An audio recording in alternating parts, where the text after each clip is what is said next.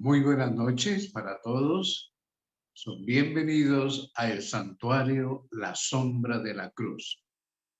No hay duda de que es un tema importantísimo y sobre todo que va a ser de mucho provecho espiritual para nosotros. Ya veremos en los próximos temas.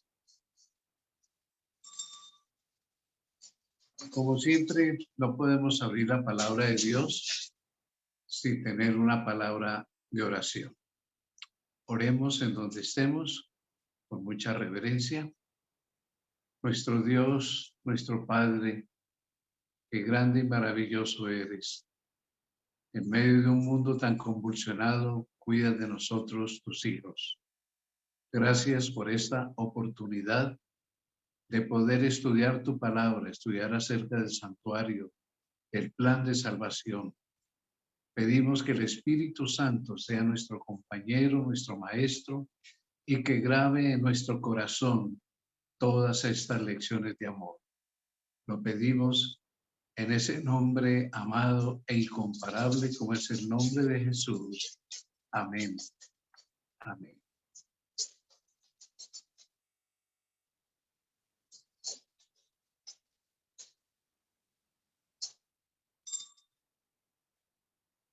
Bueno, mis queridos amigos y hermanos, esta noche justamente vamos a estudiar sobre el plano y la parte inicial del santuario. Lógicamente tenemos que ver sus divisiones, que es lo más conveniente, porque ya estudiamos la parte espiritual, mucho contenido espiritual, aunque van a seguir viniendo. Entonces, vamos a ver el plano y las divisiones generales del santuario esta noche. Para ello, entonces, comencemos viendo un comentario o un párrafo de CES. Cada vez que ustedes vean esta sigla, CESS, quiere decir el libro Cristo en su santuario.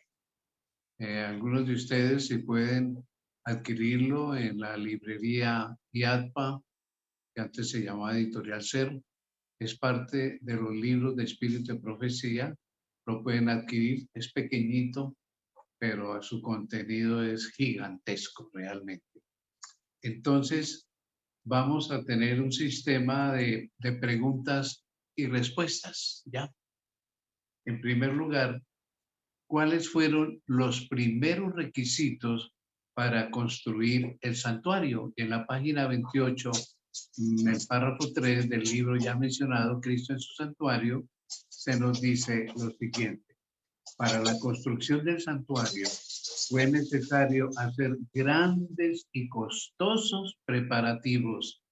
Hacía falta gran cantidad de los materiales más preciosos y caros. No obstante, el Señor solo aceptó ofrendas voluntarias. Dice Éxodo 25:2, di a los hijos de Israel que tomen para mí ofrenda. De todo varón que la diere de su voluntad de corazón tomaré mi ofrenda. Tal fue la orden divina que Moisés repitió a la congregación. La devoción a Dios y un espíritu de sacrificio fueron los primeros requisitos para construir la morada del Altísimo. Aquí está la respuesta a la pregunta. ¿Cuáles fueron los primeros requisitos para construir el santuario? La devoción a Dios, el amor a Dios y un espíritu de sacrificio fueron los primeros requisitos para construir la morada del Altísimo. Entonces, siempre ha sido así, a través de toda la historia y aún hoy todavía, para llevar adelante la obra de Dios, se requiere la devoción al Señor, nuestro amor a Él y un espíritu de sacrificio. Siempre el espíritu de abnegación. Cristo sentó ese ejemplo al dejar toda su gloria, siendo el dueño del universo, venir a nacer en un establo. Esto es increíble. Y morir pareciera que no tenía mayor ropero, y su túnica en el Calvario, embarrada, sudada, sangrada, se la disputaron los soldados. ¿Cómo sería pues de valiosa esa túnica? Una túnica enteriza. En aquel tiempo la ropa era muy costosa. Y Jesús alguna vez dijo que las aves del cielo tenían nidos y que las zorras cuevas, pero que el Hijo del Hombre no tenía en dónde reclinar su cabeza, para señalar su pobreza, su abnegación por amor de nosotros. Entonces, para construir el santuario fue así. ¿De dónde salieron todos estos materiales? Hay que recordar en el relato del Éxodo que la noche cuando salió el pueblo de Israel, o el día último que estuvo Israel en Egipto, ellos solicitaron de los egipcios, de vecinos, de patronos, no sé qué cantidad de gente utilizarían, les solicitaron regalos, les solicitaron que les obsequiaran algunas cosas. Y la verdad es que hubo una gran cantidad de alhajas, de telas. Ya lo veremos cuando estudiemos cada parte del santuario y su composición. Entonces, en esta forma se pudieron obtener los recursos para construir el santuario. Veamos entonces la siguiente pregunta. ¿De dónde obtuvieron los materiales y recursos? Aunque ya los hemos mencionado, vamos a leer del mismo libro y de la palabra de Dios, Éxodo 25, verso 2, Éxodo 35, 21 y 22. El Señor solo aceptó ofrendas voluntarias, nada obligado. De por sí que las ofrendas siempre son voluntarias. El diezmo, ese ya es un compromiso, pero las ofrendas, se sobreentiende, siempre son voluntarias. Entonces, Éxodo explica, di a los hijos de Israel que tomen para mí ofrenda. De todo varón que la diere de su voluntad, de corazón, tomaréis mi ofrenda. Y vino todo varón a quien su corazón estimuló, y todo aquel a quien su espíritu le dio voluntad, con ofrenda a Jehová para la obra del tabernáculo de reunión y para toda su obra y para las sagradas vestiduras. Vinieron así hombres como mujeres, todos los voluntarios de corazón, y trajeron entonces toda clase de ofrendas. Así que notemos nosotros que estas ofrendas pudieron ser recolectadas de todo corazón para poder construir el santuario. De esta manera, entonces, tenemos nosotros que justamente Dios había hecho esos preparativos y la gente ni lo sabía al solicitar alhajas, regalos, que estaban justamente adquiriendo el material para construir el santuario. Siguiente pregunta. ¿Quién hizo el plano? Ya lo estudiamos en el tema anterior, pero repasémoslo. ¿Y qué otras instrucciones dio? Entonces tenemos la siguiente respuesta.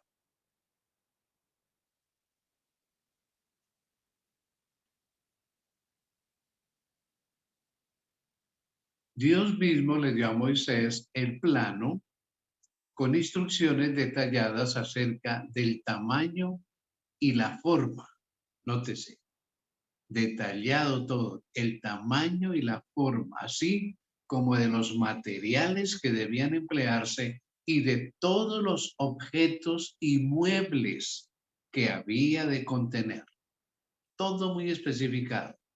Los dos lugares santos, ya hablaremos de eso, hechos a mano, habían de ser figuras del verdadero, figuras de las cosas celestiales, como dice Hebreos 9, 24 y 23. Es decir, una representación en miniatura del templo celestial, en donde Cristo, nuestro gran sumo sacerdote, después de ofrecer su vida como sacrificio, habría de interceder en favor de los pecadores.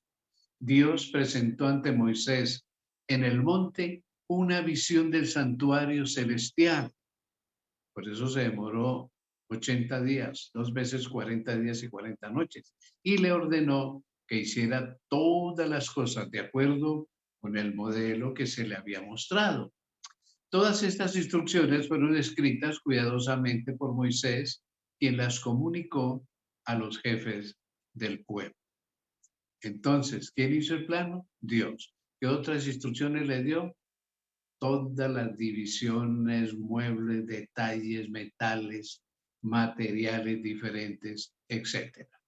Una obra muy detallada. Lógico, que era símbolo del santuario celestial, entonces tenía que ser muy preciso. Pregunta, ¿cuánto tiempo demoró la construcción? Cristo en su santuario, página 33, párrafo 3, contesta.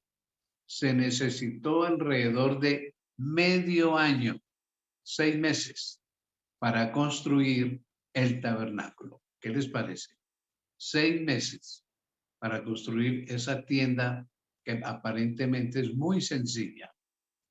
Cuando se terminó, Moisés examinó toda la obra de los constructores, comparándola con el modelo que se le enseñó en el monte y con las instrucciones que había recibido de Dios. Y vio Moisés toda la obra. Y he aquí que la habían hecho como Jehová había mandado y los bendijo. Qué lindo. 6 meses dedicados exclusivamente a elaborar esa morada para el Señor, porque acuérdense que uno de los objetivos era que él quería vivir con su pueblo, morar con ellos.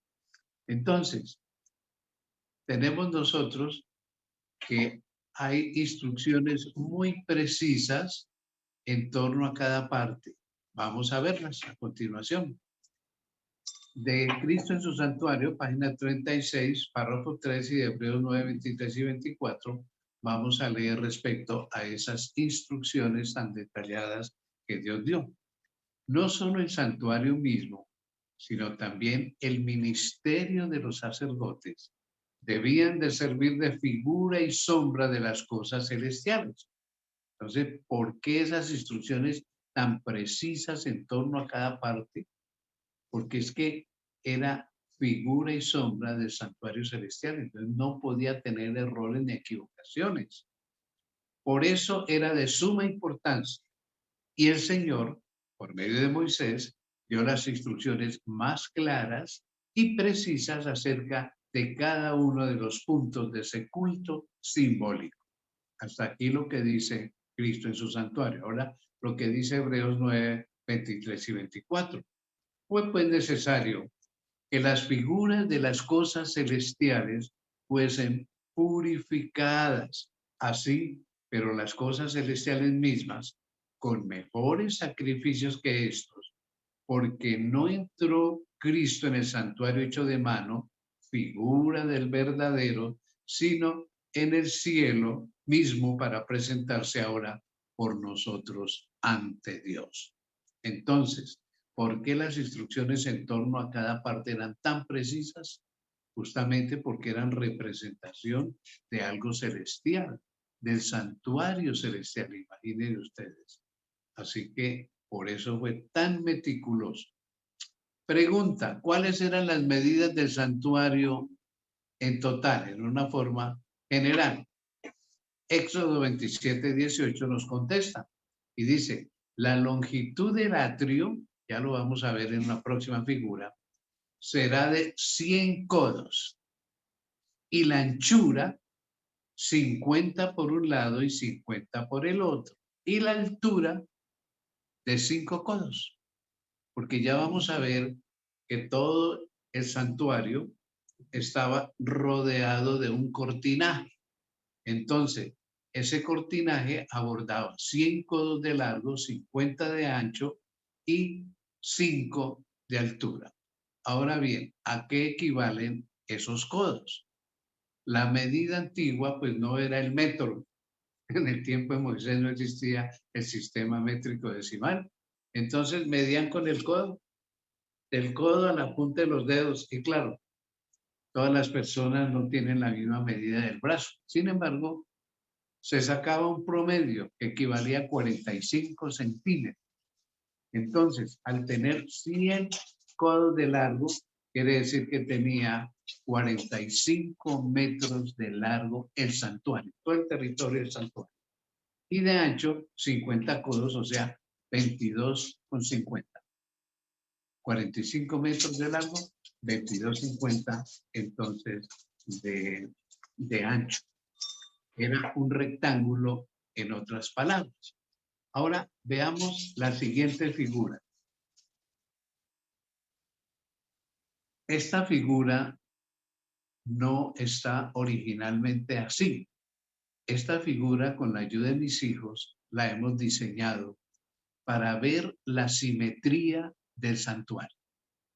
Miren ustedes, cada cuadrito que hemos colocado acá equivale a 10 codos.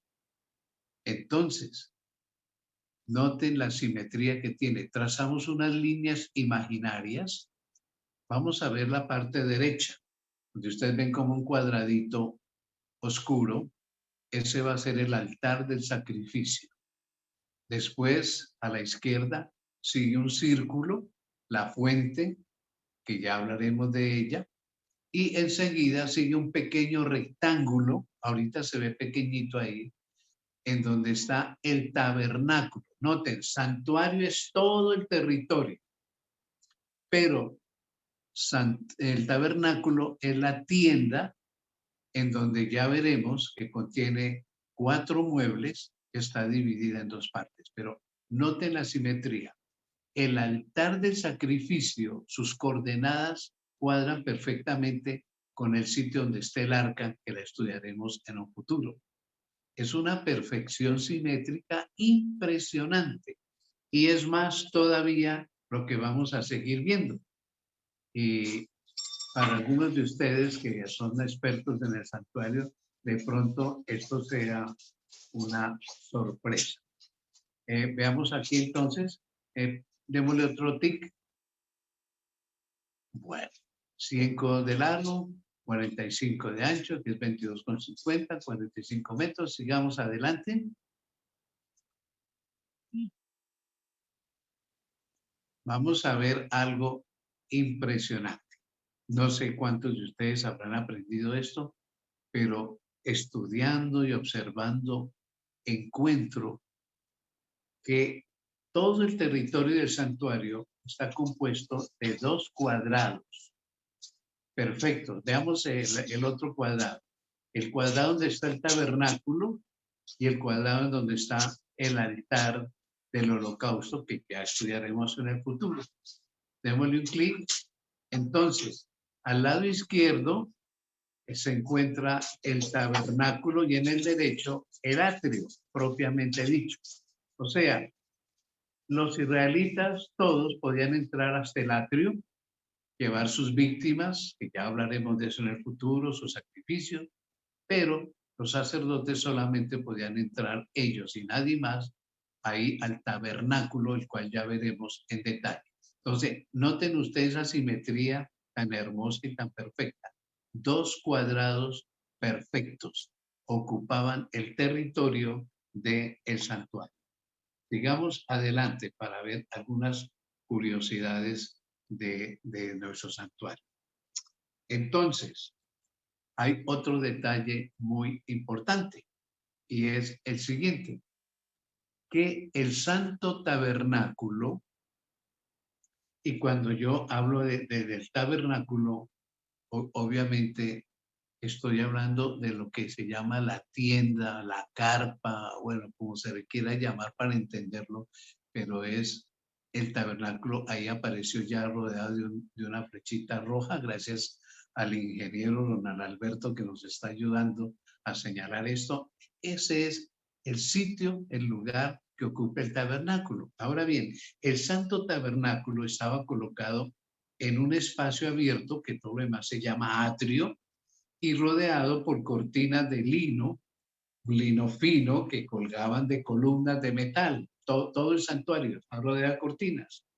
Y la entrada a este recinto se hallaba en el extremo oriental. Miren ustedes a la derecha, a ver si podemos señalar con algún láser rojito ahí, ingeniero, la entrada exactamente. Por ahí se entra. Aquí, no, aquí en el lugar del santuario, no el tabernáculo. Eso ahí. Miren ustedes ahí detenidamente, ojalá en sus celulares y en sus computadores puedan ver. Esa es la entrada al santuario. Y hay algo importantísimo, que la entrada a este recinto se hallaba en el extremo oriental. Vamos a poner ahí una rosa de los vientos o de los puntos cardinales. El extremo oriente era la entrada, o sea, el este. ¿Por dónde sale el sol todos los días? Por el este. Y se oculta en el oeste, o sea, en el occidente. Sale en el oriente y se oculta en el occidente. Dios mandó colocar el santuario en esa forma. ¿Por qué? Porque los paganos en su tiempo y en todos esos siglos de historia adoraban al sol, lo veneraban y todas las mañanas se postraban hacia el oriente para adorarlo y darle la bienvenida cada día al dios sol, que hoy está sustituido por el Sunday, el día del sol, el día domingo. Interesante, ¿no? Bien, entonces, Dios manda colocar el santuario en sentido contrario. Se adoraba hacia el occidente, en donde estaba el lugar santo y el lugar santísimo, ya lo veremos, y donde estaba el arca del pacto, en donde se manifestaba la presencia de Dios, en el lado contrario, para darle la espalda al sol. Así que el Dios Sol, chao con él, nada que ver con el pueblo de Dios. Miren ustedes, esta sabiduría, al fin y al cabo es Dios. Y las enseñanzas que tiene el santuario es impresionante en cada detalle. Entonces, esa lección los israelitas la tenían muy en cuenta todo el tiempo, 24 horas. La adoración estaba hacia el occidente, a espaldas del sol. El sol no es Dios. Con eso se decía todo. Este lugar es de Dios y lo adoramos hacia el lado del occidente. ¿Cómo les parece este lindo detalle? Veamos entonces la siguiente diapositiva para seguir hablando de nuestra tienda, nuestro tabernáculo. ¿Cuáles fueron las medidas de la tienda o el tabernáculo? Éxodo 40:19 contesta y nos dice: el tabernáculo propiamente dicho era una tienda cuadrangular de 30 codos de largo, 10 de ancho y 10 de alto. Eso dice el diccionario bíblico adventista, lo reconfirma. Y está en Éxodo 40:19. Ahora bien, el largo 30 codos, o sea, 13,50. 13 metros 50 centímetros. El ancho 10 codos, o sea, 4,50. Y el alto 4,50. Y aquí hay algo muy interesante. No olviden estas medidas, se lo ruego. 13,50 de largo, 4,50 de ancho y 4,50 de alto. ¿Qué quiere decir entonces esto? Pues vamos a ver la siguiente diapositiva. Interesante todos estos descubrimientos. Miren ustedes cómo el artista o los artistas se han imaginado que es el tabernáculo. Ahí está esa tienda o carpa, como la quieran llamar, se llama tabernáculo. Lo que está antes del tabernáculo es el atrio, donde ahí se ve el altar del holocausto, que ya lo estudiaremos en la próxima lección, la fuente, y el tabernáculo es esa carpa que tiene ese metraje de largo y ese metraje de ancho. Es rectangular como el total del santuario, del territorio, también es rectangular y está compuesto de 2 cuadrados. Ahora bien, vamos a ver nosotros detenidamente sobre el tabernáculo. ¿Cuántas y cuáles divisiones interiores tenía el tabernáculo? Y nos contesta el libro de Éxodo en su capítulo 26, verso 33.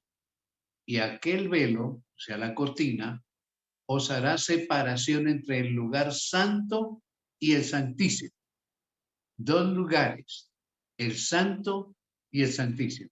El santo está primero, ahí tenían acceso los sacerdotes. Y enseguida estaba el santísimo, donde estaba el arca del pacto, y solo podía entrar en su tiempo Moisés y el sumo sacerdote una vez en el año, que eso lo vamos a estudiar en un futuro. Entonces, el lugar santo tiene 3 muebles, ya los estudiaremos, y el lugar santísimo un solo mueble. Nótese, está dividido en 2 partes. Pero lo interesante de todo esto, porque ustedes dirán, bueno, ¿y por qué Miguel Ángel se detiene tanto en explicarnos esto? Porque viene la siguiente aclaración, la siguiente observación que vamos a ver en el siguiente cuadro. ¿Qué muebles ocupaban el lugar santo? Cristo en su santuario, en su página 32, menciona lo siguiente. En el primer departamento o lugar santo, no olviden que esa primera sección es el lugar santo, estaban la mesa de los panes de la proposición, el candelero y el candelero o lámpara, también tiene ese nombre, y el altar del incienso. La mesa de los panes de la proposición estaba hacia el norte. Todo estaba bien determinado. Acuérdense que por el oriente se entra, al norte está la mesa, allá en el occidente el altar del incienso, y entonces acá en el sur el candelero, también lo llaman candelabro o lámpara. Estos son los 3 muebles que hay en esta primera sección llamada el lugar santo y que está separado del siguiente lugar que es el santísimo por una cortina que estudiaremos en un futuro, que era bordada con hilos de oro y plata con figuras de querubines, de ángeles, para simbolizar el trono de Dios en el cielo. Ya estudiaremos muchas de esas cosas en detalle. Ahora veamos el lugar santísimo. Ya vimos aquí el lugar santo con sus 3 muebles. ¿Qué muebles se encontraba en el lugar santísimo? Cristo en su santuario, página 32, responde, más allá del velo interior, o sea, la cortina, estaba el lugar santísimo, que era el centro del servicio de expiación e intercesión y constituía el eslabón que unía el cielo y la tierra.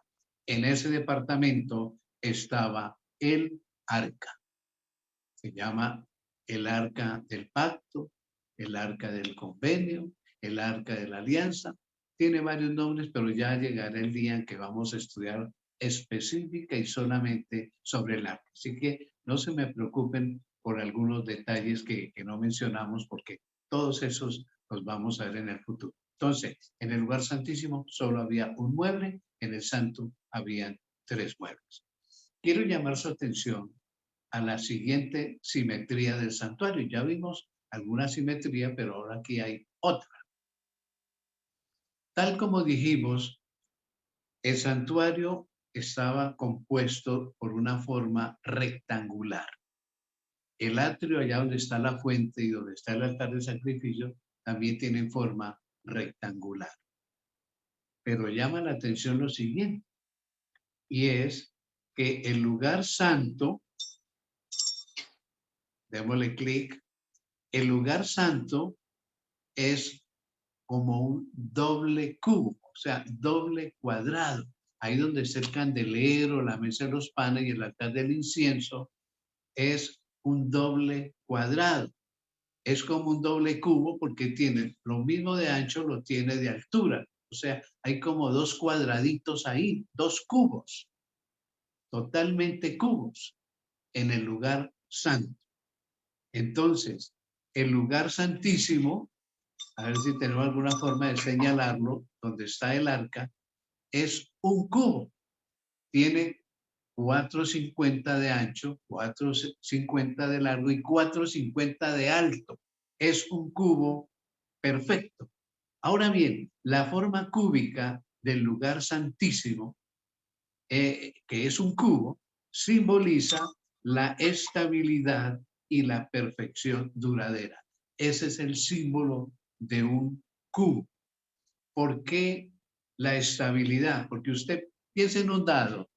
Conocemos el cubo por un dado.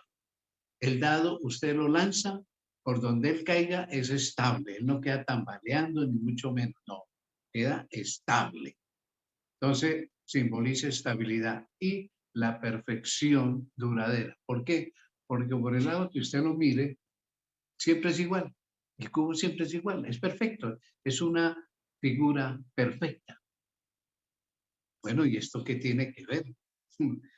Ay, mis hermanos, ese lugar santísimo donde estaba el arca del pacto, que es un cubo perfecto, revela la presencia divina perfecta. Ahí estaba la presencia perfecta. Dios quería morar con su pueblo y moró con su pueblo. Y su presencia perfecta estaba en una forma de cubo. ¿Raro? Dirán, Miguel Ángel, ¿de dónde saca eso? No, es que lo estamos viendo. Al estudiar las medidas, que pocas personas se detienen a examinar esto, uno encuentra que es así. Simboliza la presencia divina perfecta y la perfección de la Trinidad, porque Dios es perfecto, obvio, por eso es Dios. Entonces, ese lugar en sus medidas, en sus dimensiones, en su estructura, que ya vamos a estudiar en otro tema, es perfecto, humanamente hablando, porque es símbolo de la perfección de Dios. ¿Cómo les parece? Dios moraba en un cubo. Interesante eso, ¿no? Ahora bien, como Satanás siempre es el Contreras, o sea, lleva siempre la contraria en todas las cosas, él hizo que en el tiempo de los griegos surgiera la idea no del cubo perfecto, sino de la esfera y el círculo como figuras perfectas. Según la historia, el origen, por ejemplo, de la versión de los 70, yo no sé si ustedes algunos saben sobre esto, voy a hacer aquí una ventanita, un window, para explicar de dónde es que viene este concepto de la esfera y el círculo como las figuras perfectas. Resulta que un descendiente de Ptolomeo, el general de Alejandro el Grande, a quien le correspondió ir a reinar al sur de Palestina y en el África, el norte del África, en Egipto, hay un descendiente de él, Ptolomeo II, Filadelfus, que quiso hacer de la ciudad de Alejandría, allá en Egipto, la biblioteca más completa de su tiempo y consiguió todas las literaturas de las naciones existentes en su tiempo, pero solo le faltaba una, la judía, la hebrea, porque ellos no prestaban sus rollos. A él no le interesaban libros sagrados, sino la literatura. Finalmente, la historia muestra que le dio una cantidad de regalos, de sobornos al sumo sacerdote, y el sumo sacerdote entonces le puso dos condiciones para que tradujera sus rollos del hebreo antiguo al griego, porque en esa biblioteca todo era en griego. Le dijo, si usted manda un escuadrón de soldados que vayan cuidando mis rollos y mis escribas van con mis rollos y los traducen allá en Alejandría y regresan otra vez guardiados, yo se los voy a prestar. Y dijo, perfecto, así será. Fueron 72 escribas y según la historia, se demoraron 72 días traduciendo la literatura hebrea al griego. De ahí sale el Antiguo Testamento, los 39 libros que tenemos hoy en día. Pero como a Ptolomeo Filadelfus no le importaba los libros sagrados, sino toda la literatura, se colaron ahí libros literarios.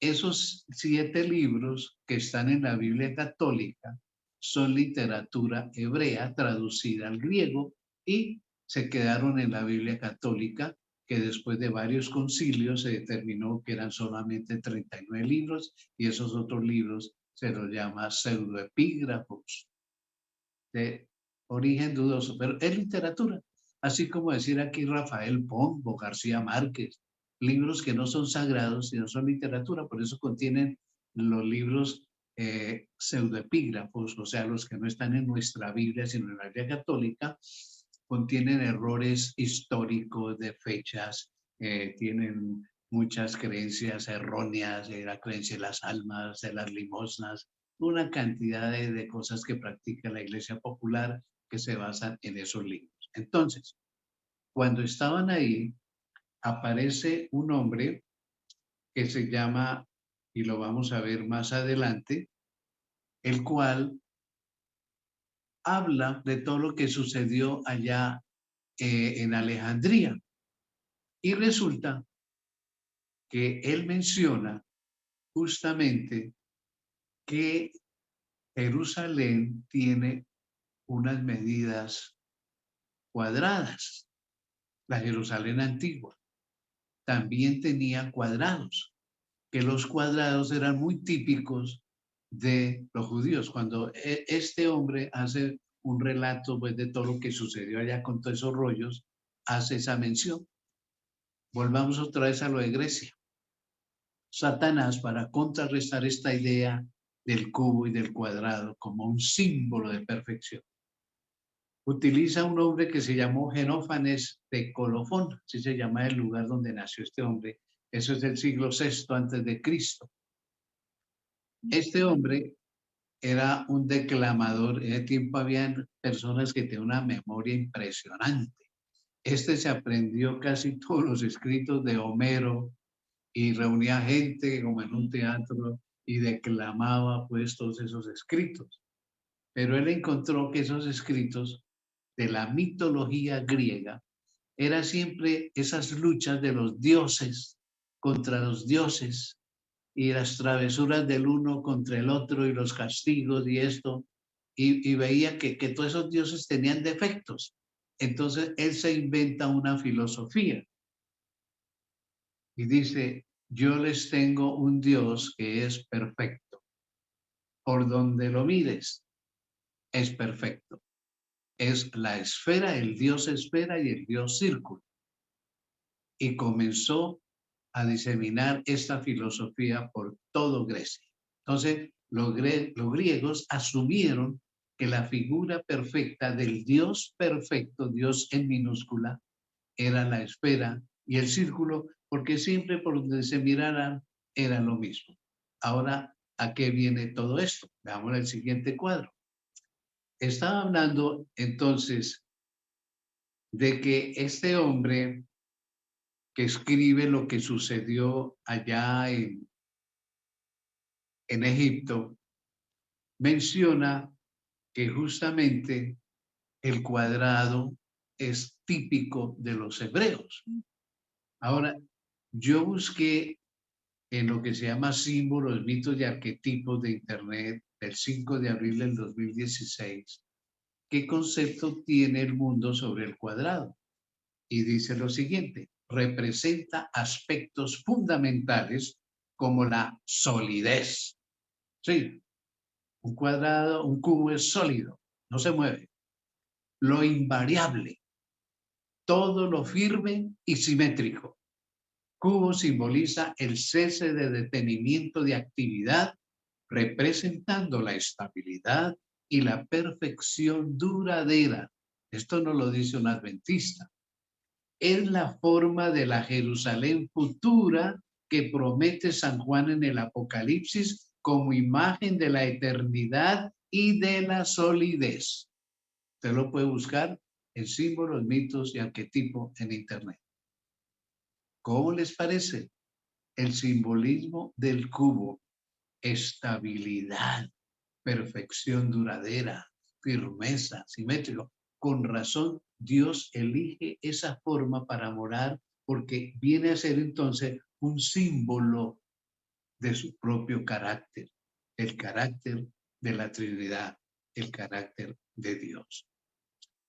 hubo algo interesante. Ustedes saben que el Islam, los musulmanes, son descendientes de Abraham.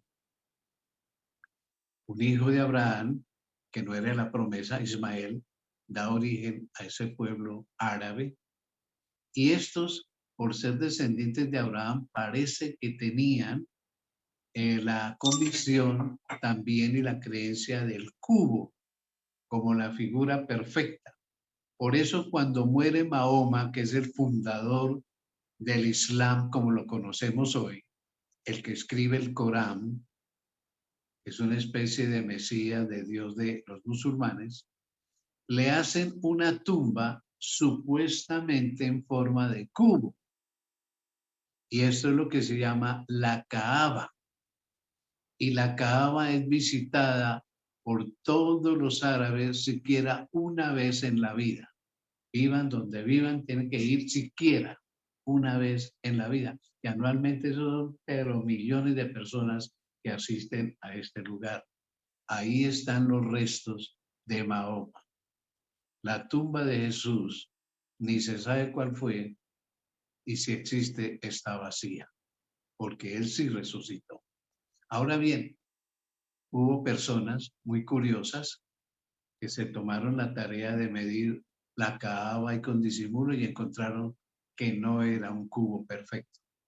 Está desproporcionadas las medidas. Supuestamente creyeron que enterraban a Mahoma en un sitio perfecto para decir que era el profeta perfecto.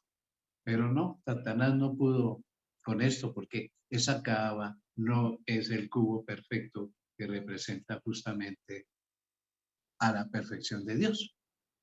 Bien, nótese que en el escrito que tuvimos hace unos instantes de internet, menciona la persona que escribe eso, y yo no sé quién será, que la Jerusalén también tiene una forma cúbica. Entonces, vamos a ver en qué consistió esta declaración. Es que está basada en Apocalipsis 21:16 y reza así. La ciudad, hablando de la Nueva Jerusalén, se halla establecida en cuadro y su longitud es igual a su anchura. Y él midió la ciudad con la caña 12,000 estadios. La longitud, la altura y la anchura de ella son iguales. ¿Cómo les parece? O sea que la Nueva Jerusalén es un cubo y va a ser morada de Dios, pero esta vez con su pueblo. Esa es la ciudad que Dios ha preparado para todos nosotros los que hemos aceptado su pacto de salvación. ¿Cómo les parece? Pero hay unos detalles todavía más interesantes sobre esto de Jerusalén. Veamos cuáles serían esos detalles ahora ya no con el lugar santísimo, sino con la Nueva Jerusalén. Aquí dice que tiene cierta cantidad de estadios, 12,000 estadios. Bueno, ¿a qué equivale un estadio? Según las medidas bíblicas, equivale a 180 metros. Entonces, tomémonos el trabajo de multiplicar 12,000 estadios por 180 metros y nos da 2,160,000 metros, o sea, 2,160 kilómetros por cada lado y por altura. Impresionante esto. Esto no nos cabe aquí en la cabeza. 2,160 kilómetros por cada lado tiene una ciudad y de altura. No, esto sale de nuestro cerebro. Esto es increíble lo que Dios ha hecho, porque yo creo que ya la Nueva Jerusalén está hecha. Esperando es que nos vayamos para allá.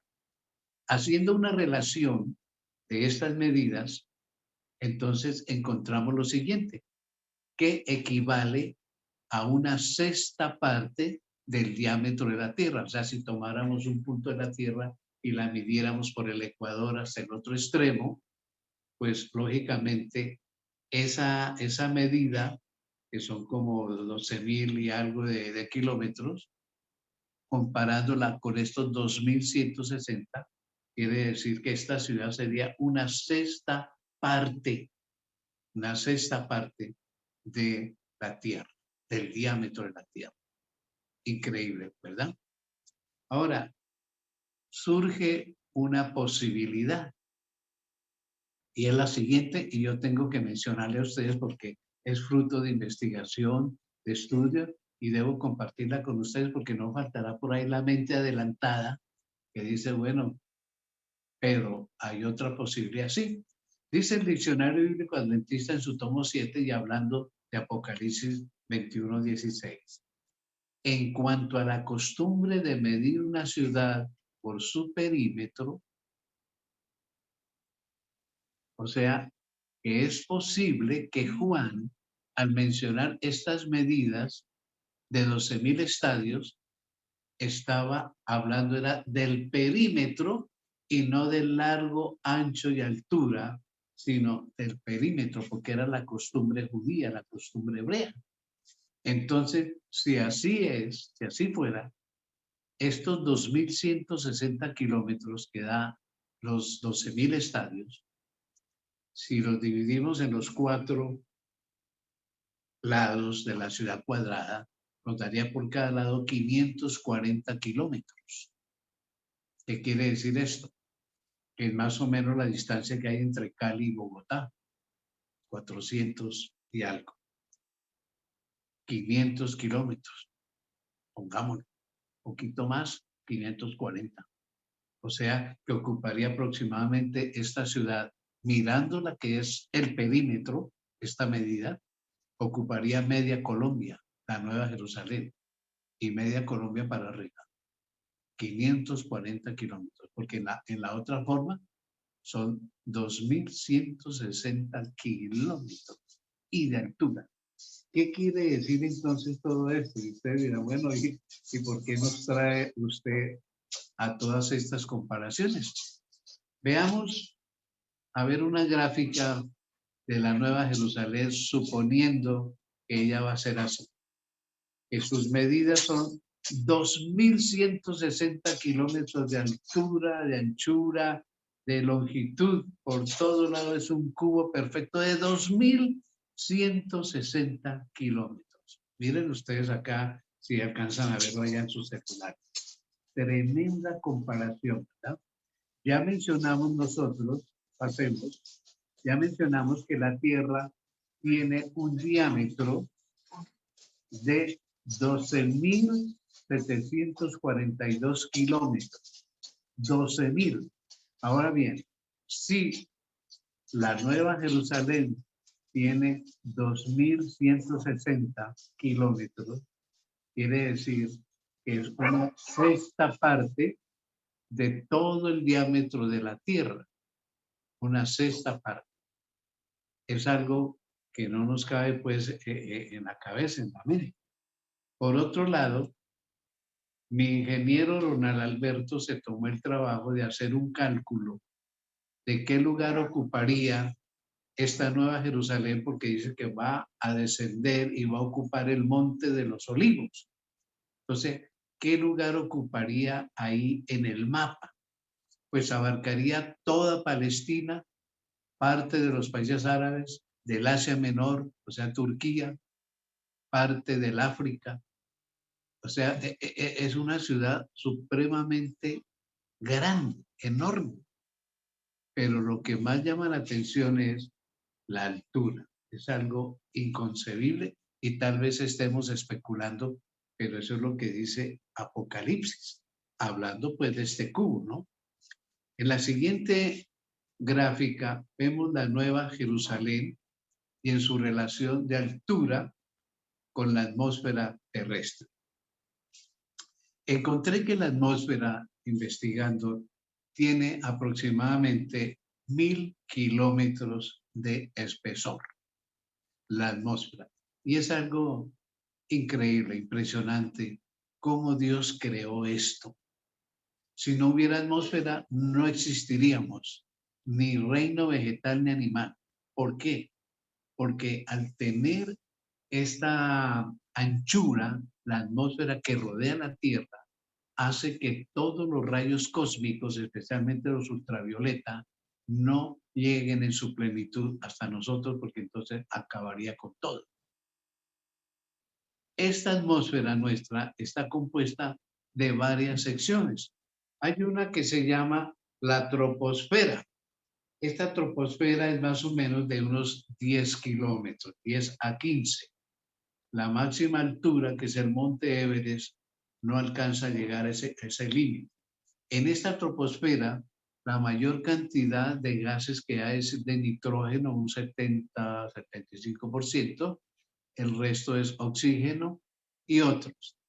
A medida que se va ascendiendo, se va haciendo más pesada la atmósfera y por eso los que suben a esos lugares a veces avanzan en un día 1 metro nomás, porque la capacidad respiratoria no da, no da. Por eso al salir nosotros de esta troposfera que se llama, o sea, 10.000, 15.000, 10 o 15 kilómetros, no se puede respirar. Hay que usar entonces cascos especiales, ropa especial como la de los astronautas.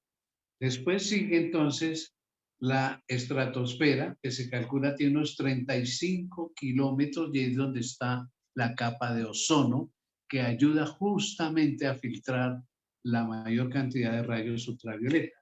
Después sigue la metrosfera, que tiene 35 kilómetros, y la termosfera, 520 kilómetros. Kilómetros. Y por último, la exosfera, que se calcula tiene unos 600 kilómetros. Ya en esos lugares ya no hay oxígeno, no hay nitrógeno, no hay nada. Los rayos del sol llegan a plenitud ahí. Y nótese, yo sumé estas capas atmosféricas y entonces me dio aproximadamente 1.200 kilómetros. Pero si seguimos las medidas bíblicas, la ciudad tiene 2.160. Se sale de todas estas capas atmosféricas. Tal vez estamos especulando, pero es lo que dice el relato bíblico. ¿Qué ganamos nosotros con todas estas comparaciones? Y hagamos una última comparación. Hagámoslo con Colombia. Colombia, según se ha podido medir sus fronteras, tenemos nosotros que hay un equivalente a 4.840.000 kilómetros. 4.840.000 kilómetros. Mientras, esta es la medida de la Nueva Jerusalén, perdón. 4.840.000. Y la de Colombia, 1.141.748. En otras palabras, 4 Colombias cabrían en la Nueva Jerusalén si nos atenemos a estas medidas que hemos estudiado inicialmente. Si nos atenemos a las medidas de perímetro, que serían 540 kilómetros, y quiero que ustedes noten lo siguiente, si ustedes dividen por 12, da cifras exactas, son puros múltiplos de 12, que es el símbolo del pueblo de Dios. El número 12, símbolo del pueblo de Dios, como el número 7, es símbolo de perfección, de completo, de total. El 12, símbolo del pueblo de Dios. Dios tiene un lugar con múltiplos de 12 y cúbico donde habrá la perfección y quiere morar con su pueblo como quiso morar con Israel. Qué lindo es todo esto. Sea que tenga esos 2.160 kilómetros de altura o tenga 540, de todas maneras es una ciudad impresionante. Dicen que posiblemente es del tamaño del Brasil. Una ciudad, no un país, una ciudad morada de todos los redimidos. ¿Cuánto oro necesitó Dios para construir esa ciudad? No lo sabemos. Quisiera en esta noche terminar con todos estos datos que a alguien le parecerán especulativos, pero es para ver que las cosas que Dios prepara para nosotros es algo impresionante, extraordinario.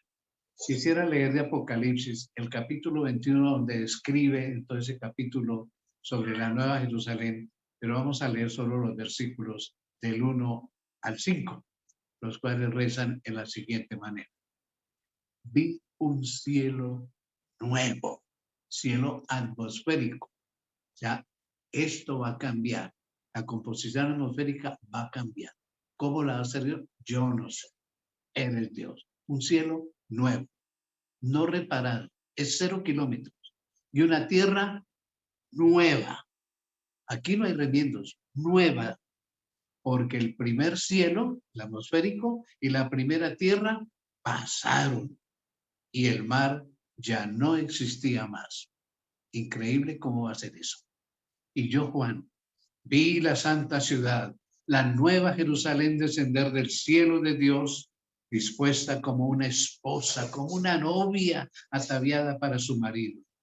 Y oí una gran voz del cielo que decía, he aquí el tabernáculo de Dios con los hombres, y él morará con ellos en un cubo, y ellos serán su pueblo, y Dios mismo estará con ellos como su Dios. Qué lindo es eso. Enjugará Dios toda lágrima de los ojos de ellos, y ya no habrá muerte, ni habrá más llanto, ni clamor. Increíble, ¿no? Ni dolor, porque las primeras cosas pasaron. Y el que estaba sentado en el trono dijo, he aquí, yo hago nuevas todas las cosas. Y me dijo, escribe, porque estas palabras son fieles y verdaderas. Mis queridos hermanos y amigos, esto es lo que nos espera a todos nosotros si somos fieles. Realmente, lo que Dios prepara es que no ha subido en la mente, dice la Escritura, en memoria de nosotros. Esto no tiene cabida. Impresionante. Bien vale la pena ser fieles al Señor. Bien vale la pena echar mano de todas estas promesas de lo que Él está preparando. Hagamos un supuesto, que Jesús está esta noche aquí con nosotros, y de hecho lo está en la persona del Espíritu Santo, y que Él quiere decirnos lo siguiente. Quise morar con mi pueblo de Israel. Quiero morar en ti. Quiero pasar la eternidad contigo. ¿Qué me respondes? Quiero morar con mi pueblo. Quise hacerlo. Quiero morar en ti. Quiero pasar la eternidad contigo. ¿Qué me respondes? Cada uno de nosotros tiene la respuesta. Yo diría, yo quiero morar allá en ese lugar. Yo quiero estar contigo eternamente, Señor. Espíritu de Dios, mora conmigo. Perfecciona la obra que has comenzado en mi vida. Bueno, mis amigos y mis hermanos, este ha sido el tema para esta noche. Si hay alguna pregunta, alguna inquietud, algún aporte respecto al tema de esta noche, sería el momento de abrir su micrófono y formular su pregunta, su inquietud o su aporte.